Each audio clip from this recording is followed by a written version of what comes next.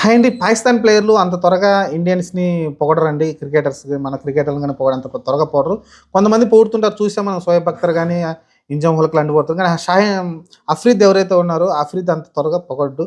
కానీ రీసెంట్‌గా చూస్తే ఒక ఇంటర్వ్యూలో అలానే యువరాజు ఉన్నప్పుడు అందరూ ఉన్నప్పుడు అఫ్రీద్ అయితే ఖచ్చితంగా ఇండియా ఫేవరెట్ అని చెప్పాడండి. పాకిస్తాన్ కూడా బెటర్ ఛాన్సెస్ ఇండియాకు ఉంటది. ఇండియాకే గెలుపు ఛాన్సెస్ ఎక్కువున్నాయనైతే అఫ్రీది ఇలా అనడం అనేది చాలా ఆశ్చర్యం కలిగించింది.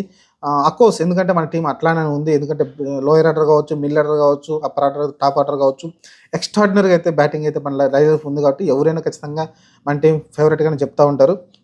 అలానే పాకిస్తాన్ దగ్గర కూడా లోపం ఉందని చెప్పాడు. లోయర్ ఆర్డర్ బ్యాటింగ్ పెద్దగా లేదు.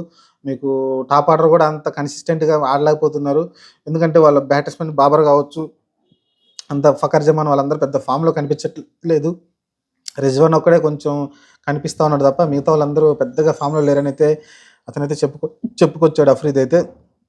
ఆ తర్వాత మీరు చూసుకుంటే ఇంగా దుబాయ్ పిచ్‌లు కాకపోతే ఒక్కటే అడ్వాంటేజ్ వాళ్ళకి దుబాయ్ పిచ్‌ల్లో వాళ్ళు రెగ్యులర్‌గా ఆడుతుంటారు కాబట్టి వాళ్ళకి అదొకటి అడ్వాంటేజ్ ఉంటుంది తప్ప మిగతా ఏ విషయంలో కూడా పాకిస్తాన్, ఇండియాకి పోలిక లేదనైతే అఫ్రీద్దీన్ అయితే సంచలన వ్యాఖ్యలు చేశాడు. ఆ తర్వాత యువరాజ్ సింగ్ కూడా ఒక మాట అన్నాడు. ఖచ్చితంగా వాళ్ళు ఎక్కువ దుబాయ్‌లో ఆడుతుంటారు కాబట్టి కొంచెం అదొక్కటి ఫేవర్ చేస్తుంది తప్ప ఆ మిగతా విషయాలు ఏవి కూడా ఇండియాకి దరిదాపుల్లో కూడా పాకిస్తాన్ ఉండలేదని అయితే యువరాజ్ సింగ్ కూడా చెప్పడం చూసాం. ఓవరాల్‌గా అయితే ఎక్కువ మంది ఆహ్, మాజీ క్రికెటర్లు అందరూ కూడా చెప్తున్నారు పాకిస్తాన్, ఇండియా జరిగే మ్యాచ్‌లో ఖచ్చితంగా ఇండియానే ఫేవరెట్‌గా దిగబోతుంది. ఆల్మోస్ట్ ఇండియానే విజయం సాధిస్తుందనేది చెప్తా ఉన్నారు. అందులో అఫ్రీది చెప్పడంతోటి ఇంకా సంచలనంగా మారింది. ఒక పాకిస్తానీ క్రికెటరు ఇండియా గెలుస్తుంది అని చెప్పడం ఆశ్చర్యకరంగా ఉంది.